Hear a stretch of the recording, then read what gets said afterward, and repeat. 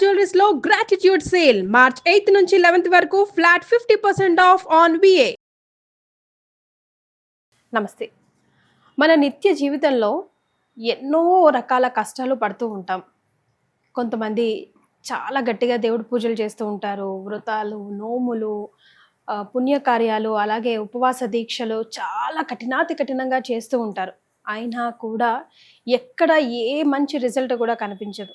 అసలు దేవుడు ఉన్నాడా లేదా, ఎందుకు నన్ను పరీక్షిస్తున్నాడు, ఏది ఒక సమస్య పోతే మరొకటి, ఇంకో సమస్య పోతే ఇంకొకటి అన్నట్టుగా జీవితం గడిపేస్తున్నామే. ఆఖరికి వచ్చేసరికి ఇంకా ఎప్పుడు నా జీవితం వెలుగులోకి వస్తుంది అని సతమతం అవుతూ ఉంటాము. అలాంటి వాళ్ళు ఏం చేయాలి, అసలు ఎందుకు ఇలాంటి సమస్యలు వస్తూ ఉంటాయి, గత జన్మ పుణ్యఫలం ఏదైనా ఈ జన్మకి రాకపోయిందా, ఎందుకు అలా జరుగుతూ ఉంటుందని అనేక సార్లు మనల్ని ప్రశ్నించుకుంటూ ఉంటాం. మరి ఈ ప్రశ్నకి సరైన సమాధానం తెలియజేయడానికి మనతో పాటు ప్రముఖ ఆస్ట్రాలజర్ బ్రహ్మశ్రీ నందిబట్ల శ్రీహరి శర్మ గురుగారు ఉన్నారు. నమస్తే గురుగారు. వాగర్థ వివ సంపృక్తౌ వాగర్థ ప్రతిపత్తయే జగతః పితరౌ వందే పార్వతీ పరమేశ్వరౌ.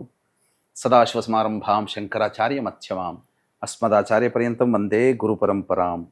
ఆదిత్యాయ చ సోమాయ మంగళాయ బుధాయ చ గురు శుక్ర శనిభ్యశ్చ రాహవే కేతవే నమః. శృంగేరి జగద్గురు పీఠాధిపతులకి, కంచి పీఠాధిపతులకి నమస్కారములు తెలియజేసుకుంటూ కార్యక్రమాన్ని ప్రారంభిద్దాం. గురుగారు, ఇందాక నేను ఇంట్రడక్షన్లో చెప్పినట్టుగా కొంతమందిని చూస్తూ ఉంటామండి. ఈవెన్ కమెంట్ బాక్సెస్లో కూడా కొన్ని ప్రశ్నలు నేను అలా తీసి కూడా పెట్టానండి. ఎప్పుడైనా మీ ముందు పెట్టాలి, నివృత్తి చేయాలి, వాళ్ళకి ఏదైనా సమాధానం అంటే ఎంత కటిక దారిద్రం అంటే అసలు ఎన్ని రకాల పూజలు చేసినా, ఎన్ని రకాల సమస్యల నుంచి ఒకటిగా బయటపడుతున్నా ఇంకొక సమస్యనే ఆ సమస్యకి దారి తీస్తుందో అన్న విధంగా వాళ్ళ జీవితం గడిచిపోతూ ఉంటుందండి. అంటే జాతకం కూడా ఎక్కడ చూపించినా అన్ని విధాలుగా బాగుంది అంటున్నారమ్మా, అయినా కూడా మాకు ఎక్కడ ఏం మంచి అవ్వట్లేదు. భర్త కాకపోతే భార్య, భార్య కాకపోతే పిల్లలు, పిల్లకి కాకపోతే ఆ ఇంట్లో ఉన్న పెద్దవాళ్ళకి, లేకపోతే ఇంటికో, ఆర్థికంగానో, లేకపోతే ఆరోగ్యపరంగానో ఏదో ఒక సమస్య వస్తూనే ఉంది. అసలు జీవితమే వ్యర్థం అనుకునేలాగా అయిపోయింది మా బతుకు అంటూ ఉంటారు. అలా ఎందుకు గురువుగారు జరుగుతూ ఉంటుంది? నిజంగా నాకు కూడా అనిపిస్తుంది, ఏ దేవి దేవతకు కూడా కరుణించరా, వాళ్ళకి ఏ దారి చూపించరా, అంత బానే ఉంది అంటున్నారు, మళ్ళీ ఎక్కడ ప్రాబ్లం కనిపిస్తుంది అన్నట్టుగా. మీరు చెప్పిన దాంట్లో వాస్తవం లేదమ్మా కీర్తి గారు. ఎందుకంటే అసలు ఇలాంటి కేసులు మీరెన్ని చూసి ఉంటారో. అసలు చెప్పాలంటే అదే నేను చెప్పబోతున్నాను. ఎందుకనంటే చిన్నతనం నుంచి ఈ యొక్క వృత్తిలో ఉన్నటువంటిది, తదనంతరం అమ్మవారి యొక్క అనుగ్రహం వల్ల జ్యోతిష్యం ఈ వృత్తిలోకి రావడం, అంతకుముందంచా సదాచారైన కుటుంబం. అయితే సంబంధించినటువంటి విషయాలు మనం చూసినప్పుడు మా దగ్గరికి వచ్చేటువంటి వ్యక్తుల యొక్క సమస్యలు, దానికి సంబంధించినటువంటి పరిష్కార మార్గాలు ఏంటి అనేటువంటివన్నీ కూడా తెలియచేస్తూ పరిహారాలు చేయిస్తూ అనేక సందర్భాల్లో ఆ విధంగా గడుస్తూ వచ్చింది. కానీ కొన్ని సంవత్సరాల్లో చాలా మందికి పరిహారంలో ఎంత చక్కగా నిజాయితీగా చక్కగా చేయించినా ఆ పరిహారాల ప్రభావాన్ని పొందుతున్నట్టుగా అనిపిస్తూ కానీ సంపూర్ణంగా పొందలేకపోతున్నారు. దీనికి గల కారణం ఏంటి అనేటువంటిది వాళ్ళ జాతకాలన్నీ సంపూర్ణంగా ఇంకా బాగా లోతైన విశ్లేషణ చేసినప్పుడు కొన్ని దోష ప్రభావాలు అనేటువంటివి మానవుల్ని పట్టి పీడిస్తాయమ్మా. అందువల్ల ఈ దోష ప్రభావం వల్ల మీరు అన్నట్టుగా చాలా మంది, ఎంతో మంది జ్యోతిష్యుల దగ్గరికి వెళతారు, వాళ్ళు చెప్పినటువంటి ప్రతి పరిహారము పాటిస్తారు. ఇంకా కొంతమంది అయితే మా జాతకం తిరుగులేదండి అన్నారు, కానీ వాస్తవానికి చూసేసరికి ఏమీ బాగోలేదు, చెప్పేదానికి మాకు జరుగుతున్న దానికి అసలు పొంతనే లేదు. మళ్ళీ అందరూ ఒక రకంగా చెప్పారంటే అని కాదు, అందరూ జాతకాలు బాగున్నాయి, అసలు మీకు అన్ని ఈ సంవత్సరంలో మీకు పెళ్ళైపోతుంది, అసలు మీ పిల్లలకి పెళ్ళైపోతుంది, విడిపోయిన దంపతులు మళ్ళీ కలుస్తారు ఈ సంవత్సరంలో అని అందరూ చెప్పిన వాళ్ళే. ఇంటి కోసం ఎంతో కష్టపడుతున్నాము, ఇల్లు కట్టుకోవాలని, ఆ ఇల్లు కోరిక నెరవేరట్లేదు, ఈ సంవత్సరంలో మీకు నెరవేరుతుందని అందరూ చెప్పారు. అలాగే ఆరోగ్యం సరిగ్గా ఎన్నో హాస్పిటల్ చుట్టూ తిరిగాము, కానీ ఏ మందు సరిగ్గా పనిచేయట్లేదు అనేటువంటి వాళ్ళు. అలాగే పిల్లలు మంచిగా వృద్ధిలోకి రావాలని ఎంతో ప్రయత్నం చేస్తుంటారు. వ్యాపారాల్లో కూడా ఈ సంవత్సరం మీకు అద్భుతంగా జరుగుతుందని అందరూ ఆస్ట్రాలజర్స్ చెప్పారు, కానీ వాళ్ళ వాక్కు ఏది ఫలించట్లేదు. ఉద్యోగంగా పరంగా చూసుకున్నా, చదువు పరంగా చూసుకున్నా, ఇలా ఏ రకమైన కోర్టు కేసులు ఉన్న వాళ్ళైతే ఇక ఈ సంవత్సరం మీకు అయిపోతుందని అంటున్నారో, ఇలా అన్ని విషయాల్లో ఈ సంవత్సరం అనుకుంటూ సంవత్సరాలు గడుస్తున్నాయి కానీ మాకేదీ జరగట్లేదని కొంతమంది, అందరూ కాదు, కొంతమంది వాపోతున్నారు. వాళ్ళ జాతకాలలో నిజంగా గమనించుకుంటేనమ్మా, వాస్తవానికి అట్లాంటి వాళ్ళ జాతకాలు నేను కూడా చూశాను. అద్భుతం అమ్మ జాతకాలు మాత్రం. జన్మించిన లగ్నానికి యోగకారకులైనటువంటి దశ జరుగుతుంటది. అంతర్దశ కూడా యోగ జాతకమే, గ్రహాలన్నీ అనుకూలంగానే ఉంటాయి. కానీ వాళ్ళ కోరిక ఏది నెరవేరట్లేదు. ఎందుకని అంటారు?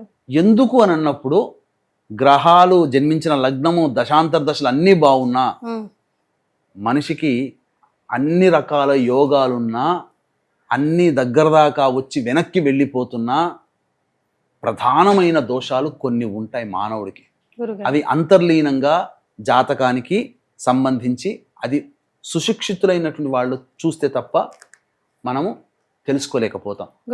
కాబట్టి అంతర్లీనంగా బాగా లోతైన విశ్లేషణ అనేటువంటిది చేసినప్పుడు కనబడినటువంటిది, ఎందుకు వీళ్ళ జాతకాల్లో అంత బాగా యోగంగా ఉన్నా వీళ్ళెందుకు ఆ యోగాన్ని పొందలేకపోతున్నారు. ఇల్లు కట్టుకోలేకపోతున్నారు కొంతమంది పిల్లలకి పెళ్లి జరగట్లేదు పిల్లలకి, కొంతమందికి దాంపత్యాలు విడిపోతున్నారు. మళ్ళీ ఇద్దరు జాతకాలు బాగానే ఉన్నాయి, అసలు ఎక్కడ దోషం లేదు, మంచి జాతకాలు కుదిరినటువంటి జాతకాల వాళ్ళ పిల్లలు కూడా విడిపోతున్నారు. అంతేకాకుండా గొప్ప చదువు చదివి ఉంటారు, ఉద్యోగం అనేటువంటిది సాగదు. ఉద్యోగం చాలా చిన్న ఉద్యోగంలో స్థిరపడిపోతారు. గొప్ప గొప్ప చదువులు చదివిన జాతకం చూస్తేనేమో ఖచ్చితంగా గెస్టెడ్ ర్యాంకులో ఉండాలి, మేనేజర్ లెవెల్లో ఉండాలి. కానీ చూస్తే చిన్నపాటి గుమస్తాతో సరిపోతుంది. ఎక్కడో వాళ్ళ పిల్లల తెలివితేటలకి ఎక్కడో ఉండాల్సిన వాళ్ళు ఇక్కడ కొట్టుమిట్టాడుతున్నారు, మా పిల్లలకి యోగం లేదేమో అన్నట్టుగా బాధపడుతుంటుంటారు. ఇక ప్రమోషన్స్ అయితే అన్ని దగ్గర దాకా వచ్చి ఉంటాయి. మన వెనకాల పిల్లల వెనకాల జాయిన్ అయిన వాళ్ళు, మన వెనకాల జాయిన్ అయిన వాళ్ళు ప్రమోషన్లు వెళ్ళిపోతారు. మనకేంటి గతి అని చెప్పి బాధపడేటువంటి వాళ్ళు కూడా ఉన్నారు. వీటన్నిటికీ గల కారణం అంటే అన్ని అవకాశాలు ఉండి కూడా వినియోగించుకోలేకపోయే వాళ్ళు కొంతమంది, అన్ని అవకాశాలు దగ్గర దాకా వచ్చి వెనక్కి వెళ్ళిపోయేటువంటివి కొంతమంది. వీటన్నిటికీ గల కారణాలు చూసినట్లయితే అవి గత జన్మ కర్మదోషముతో వస్తున్నటువంటి దోష ప్రభావాలు, 5 రకాల శాప ప్రభావాలు మానవుణ్ణి పట్టి పీడిస్తాయి. ఈ 5 రకాల శాప ప్రభావాలే పితృశాపము, స్త్రీ శాపము, గురు శాపము, దైవ శాపము, సర్పశాపము. ఈ 5 రకాల శాప ప్రభావాలు మానవుడు అనేటువంటివి బాధపడుతున్నప్పుడు ఇట్లాంటివి కోకొల్లలుగా జరుగుతుండే సంఘటనలు కానీ జీవితంలో పైకి రాలేరు.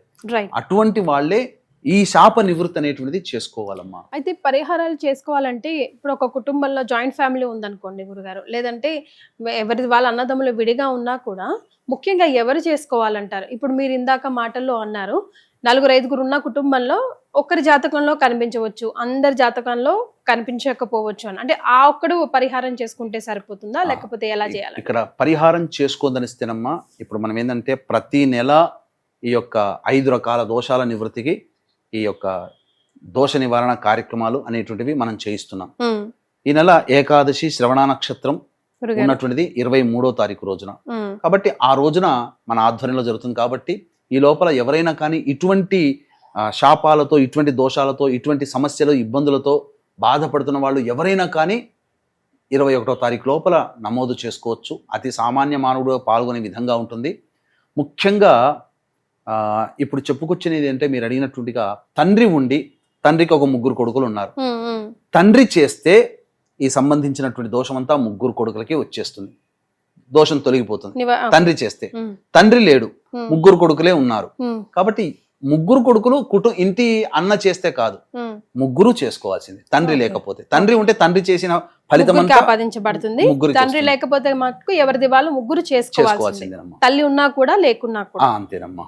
గురుగారు కొంతమంది ఇప్పుడు ఫర్ ఎగ్జాంపుల్ కొన్ని నక్షత్రాల్లో పర్టికులర్ గా పెడితే వీళ్ళకి పితృదోషం ఉండనే ఉంటుంది, జాతకం కూడా చూడాల్సిన పని లేదు అంటున్నారు. నిజమేనా గురుగారు? క్రాస్ చెక్ చేసుకోవాలంటారా? ఎక్కడ జ్యోతిష్య శాస్త్రంలోనైతే చెప్పబడలేదు. నేను మహామహుల్ని, గొప్ప పేరు ప్రతిష్టలు, లబ్ధ ప్రతిష్టలు అయినటువంటి గొప్ప గొప్ప పండితుల్ని కూడా నేను సంప్రదించి, ఎందుకంటే ఈ మధ్య సోషల్ మీడియాలో ఎక్కడో చోట చూసిన వాళ్ళు చెప్తున్నారు, గురుగారు ఏదో నక్షత్రాల్లో పుడితే దోషం అని చెప్పి అని అంటున్నారు. ఇప్పుడు 2016 సంవత్సరం నుంచి పితృదోషాలు అనేటువంటివి మనం చేయిస్తున్నాం ప్రసార మాధ్యమంగా. కాబట్టి ఇప్పుడు చాలామంది కొత్తగా వచ్చినటువంటి వాళ్ళు ఈ నక్షత్రాలు పుడితే అని చెప్పి చాలామంది ఫోన్లు చేసి చెప్తున్నారు. ఇది నిజమేనా గురువు గారు అని చెప్పి అడుగుతున్నారు. కానీ ఎక్కడ కూడా ఇది చెప్పలేదమ్మా. ఇది ఏంటంటే అవగాహన రాహిత్యము జ్యోతిష్య శాస్త్రం మీద, అలాగే ఈ యొక్క దోషాలకి సంబంధించినటువంటి వాటి మీద పట్టు లేని అటువంటి వాళ్ళు, అప్పుడప్పుడే కొత్తగా ఈ యొక్క మొదలుపెట్టినటువంటి వాళ్ళు ధనార్జనే ధ్యేయంగా పెట్టుకొని ఈ నక్షత్రాల్లో పుడితే దోషం అని చెప్పి వాళ్ళని భయభ్రాంతులకి, జనాలకి భయభ్రాంతులకు గురి చేసి లేని దోషం. ఇప్పుడు ఇది ఇది ఈ దోషము అని అంటే, ఇప్పుడు ఒక ఉదాహరణ ఉందమ్మా. ఈ స్కూల్లో పిల్లవాడిని జాయిస్తే చెడిపోతాడు అంటే ఇంకా స్కూల్లో ఎవరైనా జాయిన్ చేస్తారా? పిల్లల్ని జాయిన్ చేస్తారా? ఎంత గొప్ప స్కూల్ అయినా ఆ పిల్లల్ని అమ్మో వాళ్ళు మంచిది కాదన్నారా అని. అలాగే ఈ నక్షత్రాల్లో పుట్టడమే దోషం అని అంటే పరుగున పోయి ఆ నక్షత్రాలు ఉన్నవి 27 నక్షత్రాల్లో ఎంత మోసము కాకపోతే 19 నక్షత్రాలు ఈ దోషానికి సంబంధించిన పుడితేనే దోషం అని అన్నారంటే మోసమే కదమ్మా. ఇప్పుడు రాహు నక్షత్రము, కేతు నక్షత్రము, చంద్ర నక్షత్రము, కుజ నక్షత్రము, గురు నక్షత్రము, బుధ నక్షత్రము ఉన్నవి 6 నక్షత్రాలు. దీనికి తోడు ఆశ్లేష నక్షత్రం కలిపి మొత్తం 17 నక్షత్రాలు. 6 నక్షత్రాలు అంటే 6 ముళ్ళ 18, ఆశ్లేష ఒకటి కలిపితే 17 నక్షత్రాలు. ఈ ఉన్న 27లో 17లో అంటే ఒక 10 నక్షత్రాల్లో పుట్టిన వాళ్ళు మహాత్ములు, 17 నక్షత్రాల్లో పుట్టిన వాళ్ళు పాపాత్ములు అన్నట్టుగా చెప్పి, వాళ్ళ జీవితం వేస్ట్ అన్నట్టుగా చెప్పి దండుకోవడానికి ఒక బ్యాచ్, దండుపాళ్యం బ్యాచ్ అని అంటారు ప్రక్రియ. అట్లా ఆ విధంగా తయారైపోయింది. ఇది అవగాహన రాహిత్యం. కాకపోతే ఏంటనంటే ఈ పితృదోషం అనేది 9వ స్థానము మీద ఆధారపడి ఉంటుంది.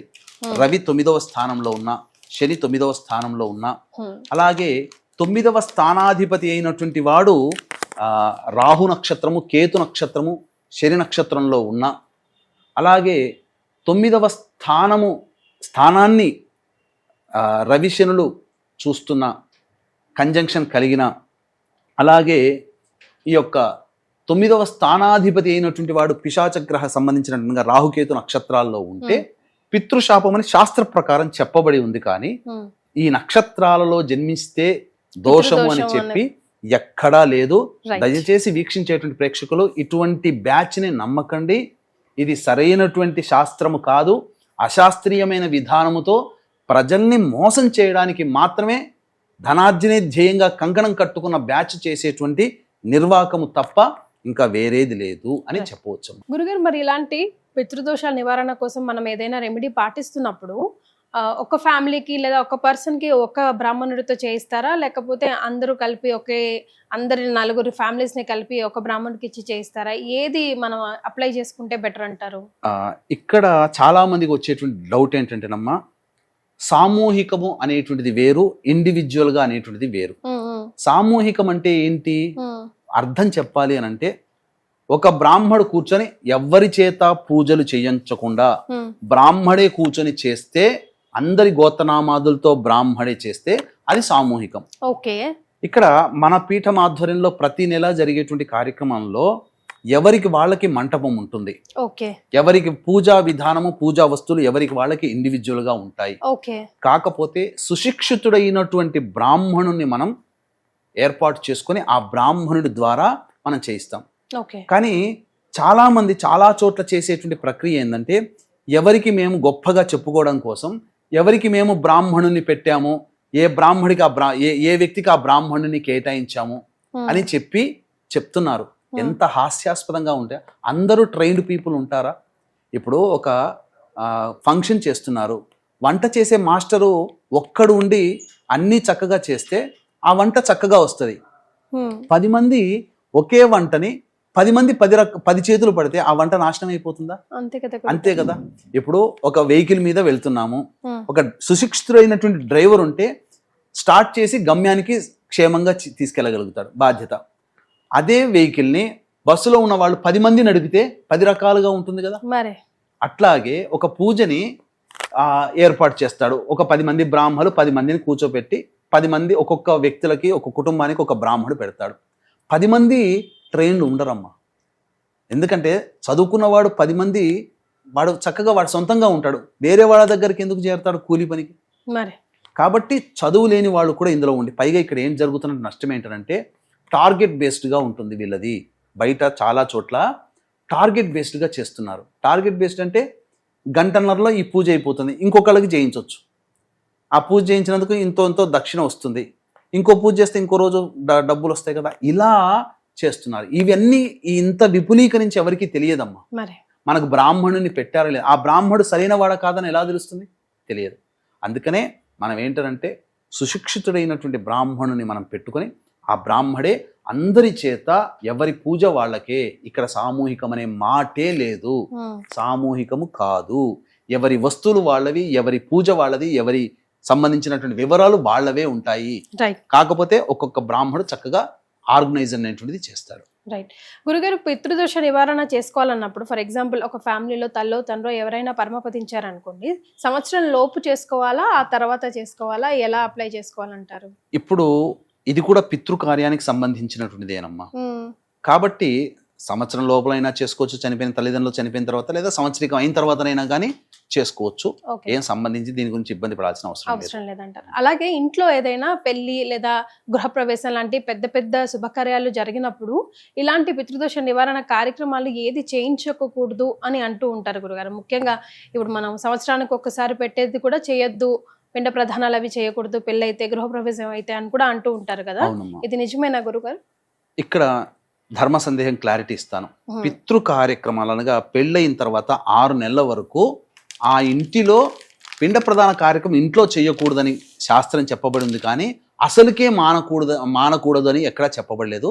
ఆ ఇంటి యజమాని ఎవరైతే ఉంటారో పెళ్లి గృహప్రవేశం అయిన తర్వాత 6 నెలల్లో తల్లికి కానీ తండ్రికి కానీ ఏదన్నా తిథి వచ్చినప్పుడు ఎక్కడైనా కానీ నదీ తీరంకి వెళ్ళి చేయాలి తప్ప ఆ కొత్త ఇంట్లో చేయకూడదు, శుభకార్యమైనటువంటి ఇంట్లో చేయకూడదు.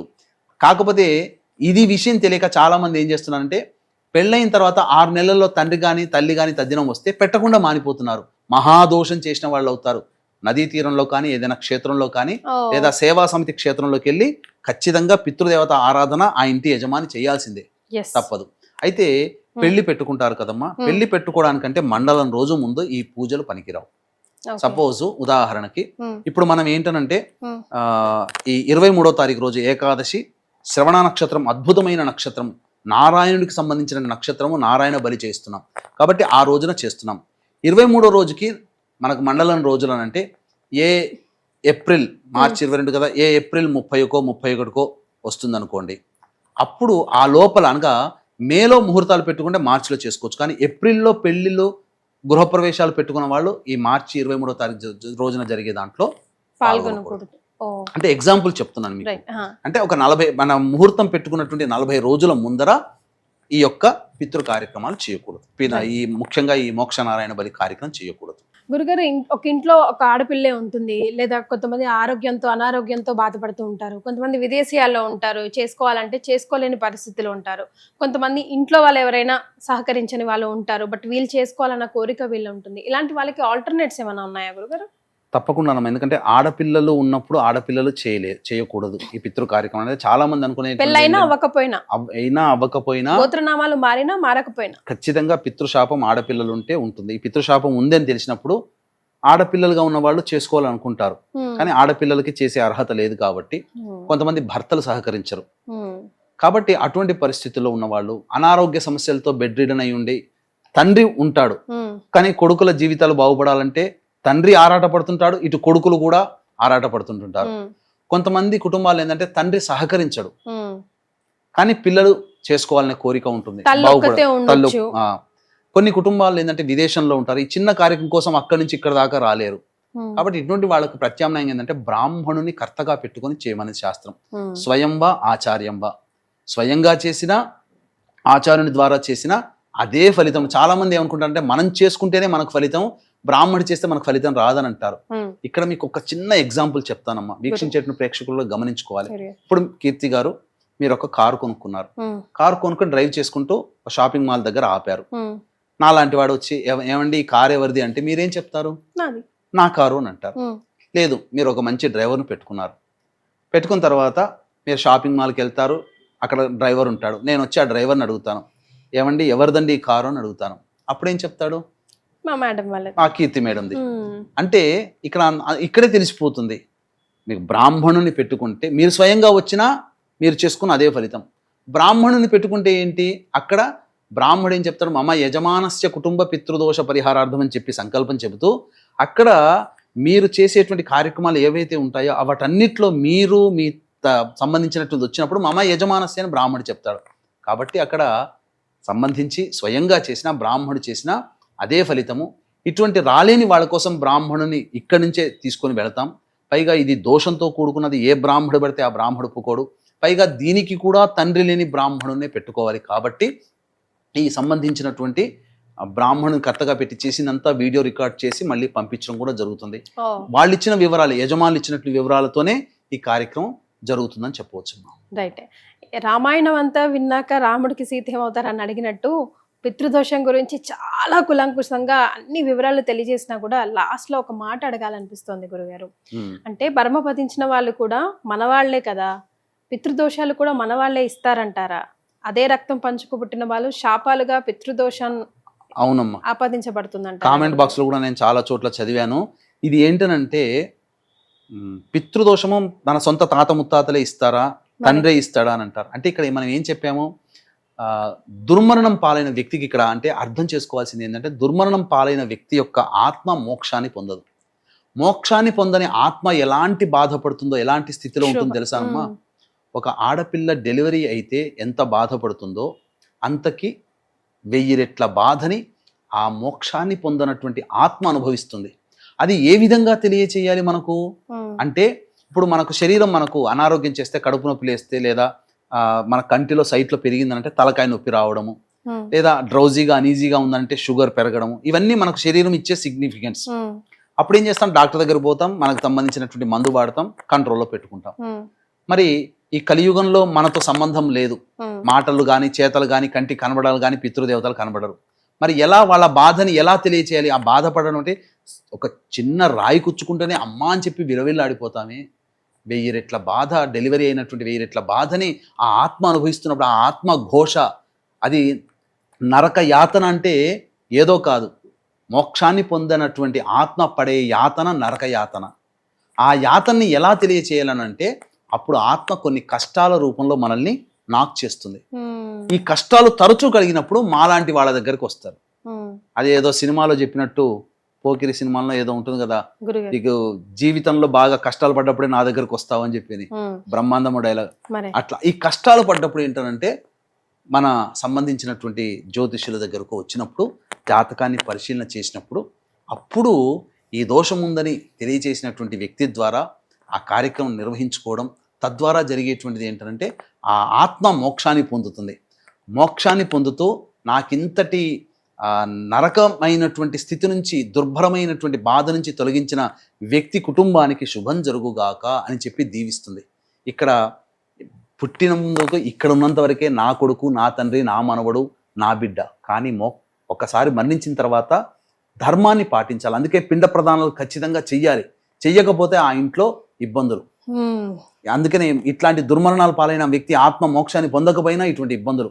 కాబట్టి ఖచ్చితంగా చేసుకోవాల్సిందే. మళ్ళీ ఒక్కసారి మీకు తెలియజేస్తున్నాను, వీక్షించేటువంటి ప్రేక్షకులు కూడా, నక్షత్రాల్లో పుడితే దోషమని ఏ శాస్త్రంలో చెప్పబడలేదు. అటువంటి చెప్పే వాళ్ళ మాటల్ని నమ్మకండి, మోసపోకండి. తద్వారా విలువైనటువంటి సమయాన్ని, ధనాన్ని కోల్పోతారు. నిజంగా ఇప్పుడు చెప్పినటువంటి సమస్యలతో ఉండి నిజంగా సమస్యలు బాధించబడితే ఇప్పుడు చెప్పినటువంటి విధంగా ఈ యొక్క దోష కార్యక్రమాన్ని జరిపించుకొని మన పీఠం ఆధ్వర్యంలో ప్రతి నెల జరుగుతుంది. ఈ యొక్క మార్చి నెలలో 23వ తారీఖు ఏకాదశి, శ్రవణ నక్షత్రం ఉన్నటువంటి అద్భుతమైన రోజు మళ్ళీ మళ్ళీ రాదు. అటువంటి రోజున చక్కగా చేయించడం ద్వారా మీ యొక్క పితృదేవతలకి మోక్షాన్ని ప్రసాదించిన వాళ్ళు అవుతారు. వారసులుగా చేయాల్సినటువంటి బాధ్యతగా మీదే. కాబట్టి రుణం తీర్చుకునే ప్రయత్నం చేయండి. నక్షత్రాల్లో పుడితే దోషమని ఎక్కడా లేదు. మళ్ళీ మళ్ళీ చెప్తున్నాను, ఆ విధమైన మాటలకి నమ్మి మోసపోకండి. ఎస్. సో ఈ వీడియో చూస్తున్న మీరు ఇన్ని రోజులుగా ఒకవేళ ఇలాంటి పితృదోషాలతో బాధపడుంటే, ఎక్కడ ఏ సమస్యకు మీకు పరిష్కారం దొరకకపోయి ఉంటే, గురుగారి ఆధ్వర్యంలో జరిగే ఈ ఒక్క కార్యక్రమంలో పాల్గొని చూడండి. మీకు ఎలా అనిపించిందో తర్వాత తిరిగి కమెంట్ బాక్స్లో మీరు తెలియజేయండి.